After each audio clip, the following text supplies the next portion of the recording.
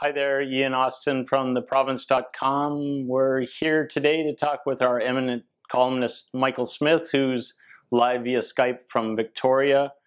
We're talking today about a topic that doesn't often make headlines, but it has recently: climate change. With 310,000 people in the streets in New York City, people in large numbers in Vancouver, all saying it's time for governments to do something about this. The debate about whether climate change is an issue, they believe, is long over, and it's time to do something.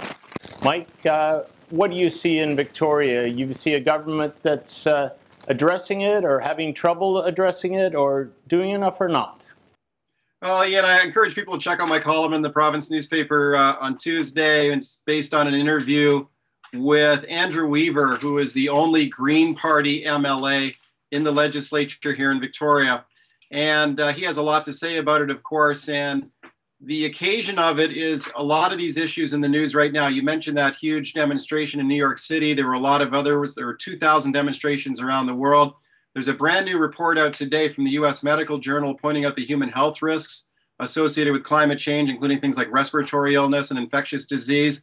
There are new statistics out just in the last few days that show that the summer of 2014 was the hottest summer on record in the history of the Earth. And we have a UN climate change summit starting Tuesday in New York City. So all of these events combine to make it a topical issue, I think, this week.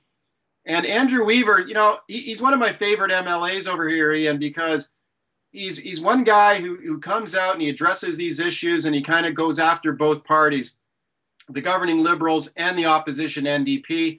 And the main message I had with him in the very interesting interview I had with him today is that neither party seems to be doing a good job in grasping the gravity of the situation and the threat that climate change poses to the world, but not only to the whole world, but also to hear us in British Columbia.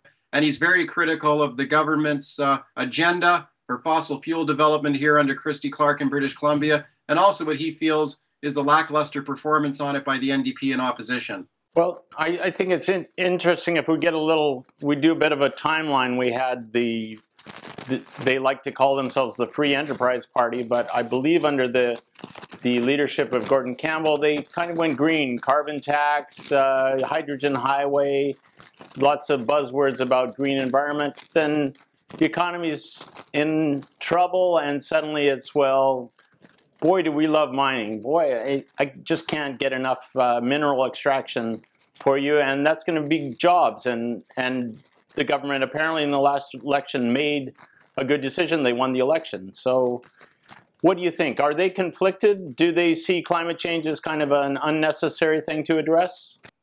Well, when you talk to people like Mary Polak, the environment minister here in BC, they'll say that, no, we haven't lost our leadership on climate change. Like you said, the things that Gordon Campbell did, and that they still have greenhouse reduction emission targets here in British Columbia, and that's set in law. And by the way, that says that we are supposed to reduce our greenhouse emissions right here in British Columbia by 19 megatons a year by the year 2020, and by almost 50 megatons by the year 2050. Now, Andrew Weaver is pointing out, well, how can we have a law like that at the same time we're pursuing a very massive and rapid buildup of liquefied natural gas, for example, that he says if we build all the plants that the Liberals want to build, we wouldn't be able to achieve those reduction targets.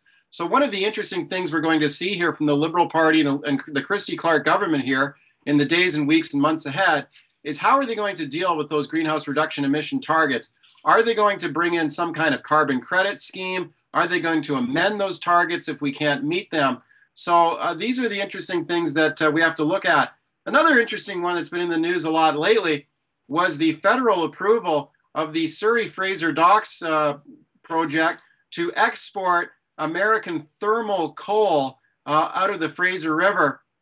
And Andrew Weaver is highly critical of that. He points out that the NDP haven't really said much about that as well. And he figures there's 25 union jobs there. So one of the things I find interesting about Weaver is that he doesn't spare the rod with either party. And he's a guy with real credibility on the topic. And I enjoy talking to him. And I hope people check the column out this week on it. Mr. Weaver's critical of the NDP. Aren't they in a very difficult situation? They did a flip-flop on Kinder Morgan. Many people think that is what cost them an election. So they're trying to say, yes, we're green. We're as green as the Green Party. Yes, we're as free enterprise as the Liberals. And very difficult to do both simultaneously. The NDP are very conflicted in a lot of these issues because at the one hand, they don't want to appear as being anti-business. They want to appear to be pro and very vigorous to get the economy going. On the other hand, they have a very strong environmental wing in that party, and they need to appease that group as well. So quite often you will see them take kind of sort of mushy, ambiguous positions on a lot of these issues, and it looks like they're kind of stuck in the middle. They don't know which way to go. Christy Clark, on the other hand, seems to have really no problem on this. She's just gung-ho on the economy. Andrew Weaver from the Green Party as well. No problem for him. He's going pro-environment all the way. The NDP are the ones who are stuck in the middle, and it's one of the big problems they have going forward here.